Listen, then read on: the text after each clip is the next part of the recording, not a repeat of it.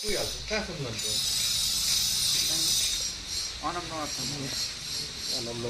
भगवती पनि कम्प्लिट भइसकेको छ।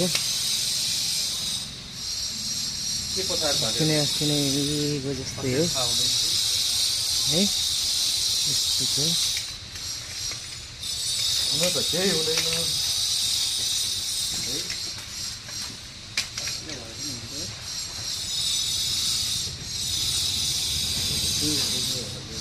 यो अगाडिको भाग हो, पछाडिको भाग पनि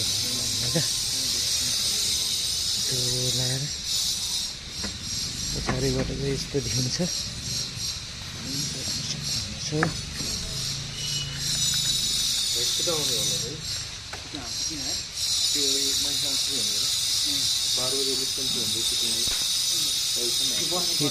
पुरा फेरि म यो चाहिँ 3 फेरको भगवती